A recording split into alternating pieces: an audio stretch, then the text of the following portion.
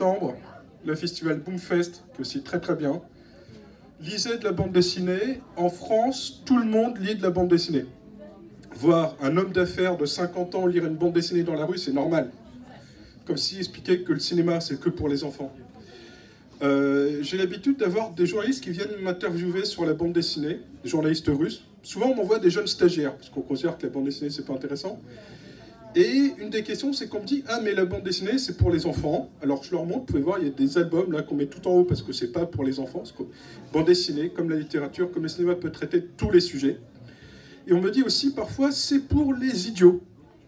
Je suis très content en tant que collectionneur et spécialiste de la bande dessinée, et j'explique aux jeunes journalistes russes qui veulent commencer sa carrière de journaliste qu'on est 3 collectionneurs d'originaux de bande dessinée à Moscou. Moi, je suis un idiot, il n'y a pas de problème. Les 2 autres collectionneurs de bande dessinée à Moscou sont un monsieur qui s'appelle Venediktov. Donc quand on commence une carrière de journaliste, dire que Venediktov est un idiot est une bonne idée. Et l'autre monsieur, c'est Ernst. C'est aussi une très bonne idée de dire que Konstantin Ernst et M. Venediktov sont des idiots. Ils sont collectionneurs de bande dessinée franco-belge, pas de comics américains ou de mangas japonais. Parce qu'en fait, il y a 3 univers différents de bande dessinée dans le monde. Il y a les comics américains, qui sont en gros les super-héros, ça généralement vous connaissez parce que vous avez vu les films. Il y a les mangas japonais, et il y a la BD, la bande dessinée, donc BD Tech. Encore ? Bon, ça, c'est Windows. C'est bon? Ah, voilà, Guillaume Chevalier. Vas-y, je te laisse. Je sais juste pour vous expliquer. Я могу и тоже вот на русском себя выяснить. Просто у меня ноутбук очень старый. И он сейчас загружается и загружается. Я вот на минутушку вам... Minute. Quoi dire d'autre sur la bande dessinée? Oui, la bande dessinée est utilisée à l'école. On l'étudie comme on étudie la littérature. Il y a des albums de bande dessinée dans toutes les maisons en France, en Belgique. Entre Victor Hugo et Houellebecq, on a les albums de BD. C'est normal, c'est des livres. Enfin, qu'est-ce qu'il y a d'autre? Faites attention aux adaptations en film, c'est pas toujours très bonne chose. Qu'est-ce que je pourrais vous conseiller comme... Non. Shukegi, Comicia, Festival. Vous avez entre autres pour les adultes, pas pour les enfants, mais pour les adultes, je conseille si on le trouve encore, la balade de la mer salée, je ne sais plus comment c'est en russe, qui a été traduit en russe. Donc c'est Hugo Pratt, qui est un dessinateur italien, qui est un génie absolu du dessin.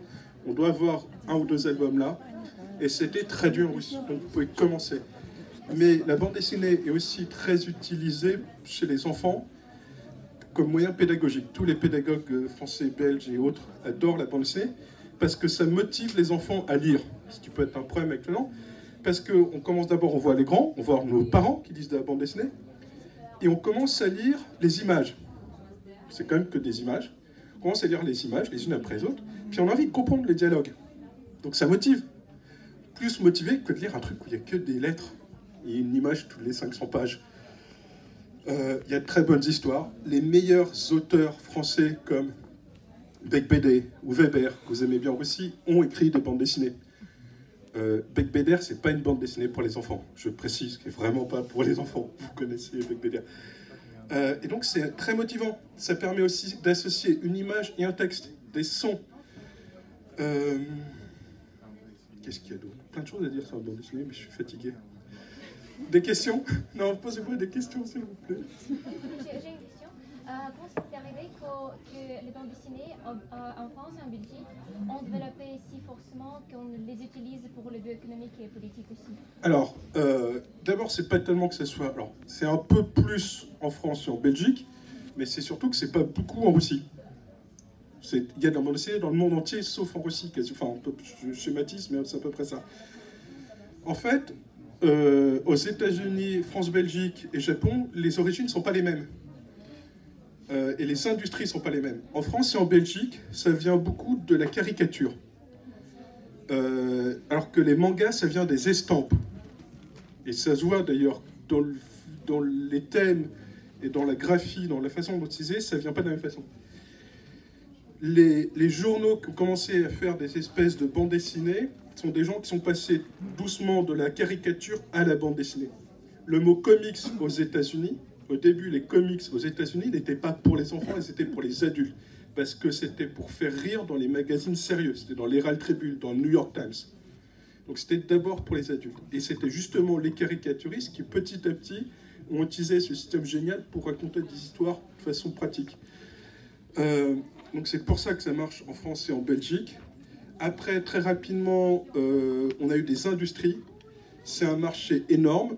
Si vous regardez sur les meilleures ventes de livres de la FNAC ou d'Amazon France, dans les 10 premiers livres par an, il y a 5 bandes dessinées. C'est hallucinant. Le problème qu'on a en France, c'est qu'on a trop d'auteurs. Ça marche trop bien. C'est pas le problème en Russie. Et donc, c'est une vraie, très grosse industrie. Parce que c'est un énorme média. Sur l'histoire, une histoire, par exemple. Spielberg, donc, qui a fait l'adaptation que vous avez peut-être vue au cinéma. Quand Spielberg est arrivé au Festival de Cannes pour présenter Indiana Jones, il était très fier de son histoire. Il arrive et tous les Français ont fait « Mais c'est bon, c'est Tintin ». Le gars qui se balade, qui court, c'est Tintin. C'est un ersatz, un bon ersatz, très bon ersatz, mais c'est un ersatz de Tintin. Et Spielberg ne connaissait pas Tintin. Il a fait « Mais c'est quoi Tintin ?» Et un ami lui a donné un album en français. Spielberg ne parle pas le français. Il a lu l'album de Tintin. Il a vu ça comme un storyboard. Il a fermé le livre, il a fait « C'est pas normal.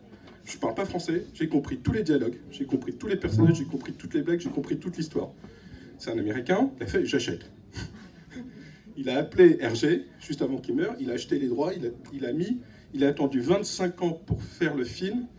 Il avait les droits depuis les années 80 parce qu'il attendait la bonne technologie. Mais il connaissait, et en fait, il a expliqué que le personnage d'Indiana Jones était bien inspiré par un personnage de BD, mais pas Tintin, mais Scrooge McDuck, donc l'oncle Picsou en français. Et qu'effectivement, c'était sa culture et que c'était joué.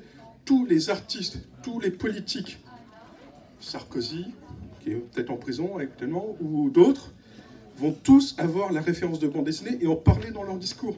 C'est comme ne pas avoir de référence cinématographique. C'est une vraie... à l'Institut, dans les grands intellectuels, peuvent dans leur discours faire des références à Tintin, à Astérix, citer des phrases d'Astérix. C'est des références culturelles. Voilà. C'est bon, il commence. Merci.